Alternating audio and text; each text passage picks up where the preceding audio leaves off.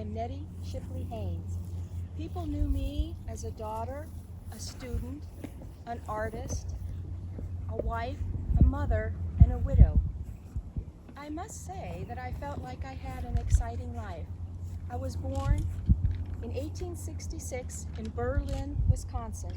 In 1873, when I was 7, my father moved us to Forest Grove. He farmed the 640 acres of the A.T. and Abigail Smith donation claim. My father felt that education was very important, so at the age of 14, I was enrolled in the Tualatin Academy, which is now called the Old College Hall at Pacific University. To my surprise and delight, I was encouraged to take up oil painting, and I found that I was quite good at it. I love nature, landscape, waterfalls, Mount Hood. Many years later, I donated my paintings to Pacific University, and it still strikes me as rather odd that my paintings are in a museum. When I turned 21, I met and married Edward W. Haines. He was handsome and successful. He was an early mover and shaker in Forest Grove. We lived in a house next to my parents. At the turn of the century in 1900, I had been married for 13 years and I had 2 beautiful daughters, Ruth and Grace. 2 things I always admired about my husband. One was his vision and the other was his ability to get things done. He built a power-producing plant for a grist mill on Gales Creek. Water was diverted from the stream, which turned into steam and then into electricity. And that powered the grist mill, which turned the cereal grain into flour. I remember he was up to 65 bushels a day, and I think he had 3 shifts going just to keep up with demand.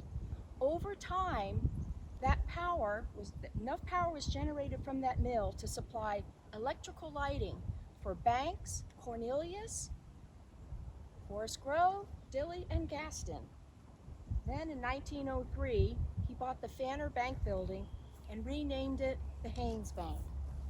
In 1906, I remember there was a lot of excitement for the first electrical passenger trolley in Forest Grove, and Ed supplied the electricity for that trolley. Disaster struck in 1910. Apparently there had been fraud going on in the bank for several years, and $25,000 was missing. Ed was convinced it was the head bookkeeper and main cashier. I remember he went before the Forest Grove depositors, the Forest Grove citizens at the Forest Grove Masonic Lodge and gave a very heartfelt speech about the history of the bank and his involvement in it.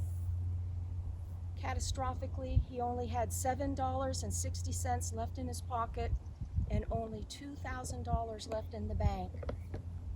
He did fire the main cashier, but the damage was done and the bank closed.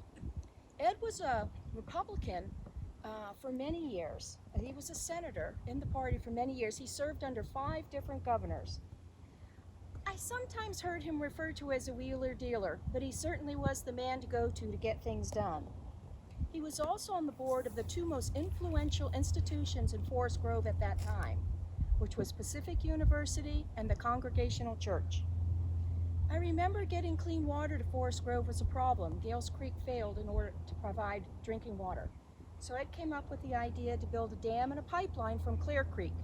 And I know after some legal wrangling, he got the contract to supply Forest Grove with drinking water.